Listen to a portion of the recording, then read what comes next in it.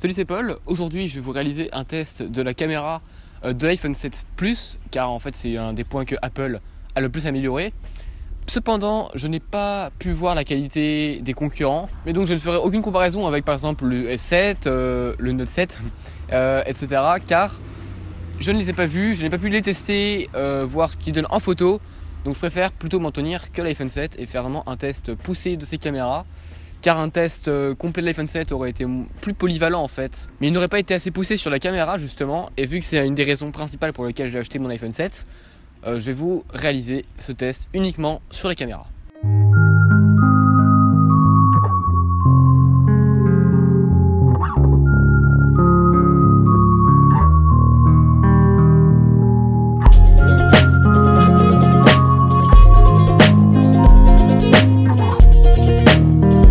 Alors tout d'abord, cet iPhone 7, il a quoi comme ouverture, etc.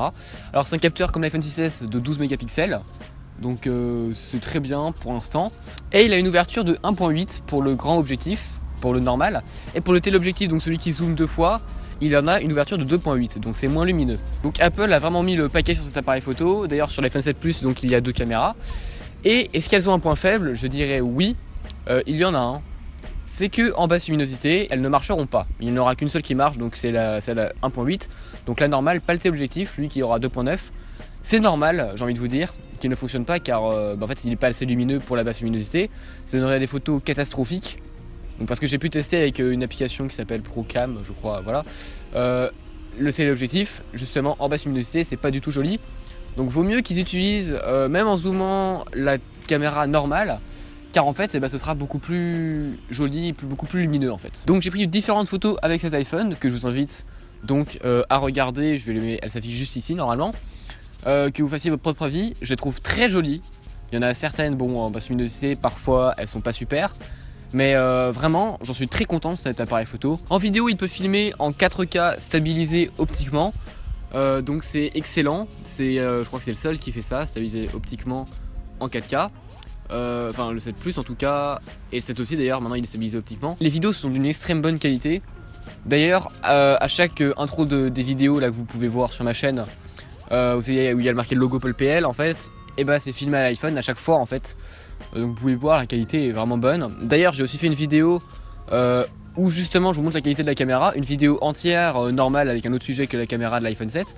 Mais c'est entièrement filmé avec, donc si vous voulez voir la qualité justement de la vidéo stabilisée avec un iPhone 7 et même du micro, je vous invite à aller la voir en cliquant juste ici. Après au niveau du slow motion et du timelapse, c'est la même chose que l'iPhone 6S. Par contre il y a l'arrivée d'un mode portrait sur l'iPhone 7 Plus qui réalise d'extrêmement belles photos. Il n'est pas mis de base, je trouve ça c'est un point faible, mais il arrive plus tard.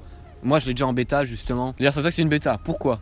Car en fait il y a des petites erreurs parfois au niveau de la double caméra, justement ça fait un flou qui ne contourne pas parfaitement l'objet, etc. C'est à dire que par exemple il y a un banc, par exemple il y aura du flou qui va se faire sur le banc en fait, alors que normalement il est censé mettre le banc en valeur. Mais il y aura des petites erreurs comme ça par-ci par-là. Après c'est qu'une bêta, j'espère qu'il n'y aura pas ça dans la version finale. Après il y a des moments où il est difficilement applicable, notamment en basse luminosité. C'est-à-dire qu'en fait, c'était l'objectif qui est utilisé pour prendre la photo. Donc en basse luminosité ce sera pas génial, le mode portrait. Il y aura beaucoup de grains, il y aura beaucoup de bruit.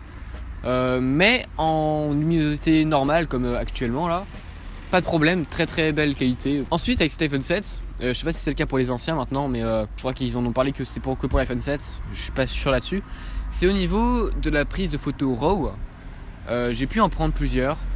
Avec notamment Adobe Lightroom et ProCam 4, je crois que ça s'appelle, voilà. Donc c'est des applications que j'utilise pour prendre des photos justement en format RAW, en format TIFF aussi, TIFF.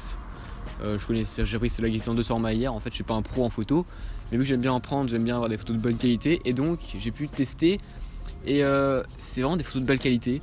Elles pèsent plus lourd, c'est pour ça notamment, on me demandait pourquoi j'ai pris mon iPhone 7 en 256 Go. C'est que certes au début il sera pas du tout rempli, et heureusement j'ai envie de vous dire, mais au fil du temps les photos, les vidéos 4K, etc., les photos TIFF justement qui pèsent 10 fois plus lourd que les photos JPEG vont s'accumuler. Pareil pour les musiques, pareil pour les vidéos, pour tous les trucs, les applications, etc.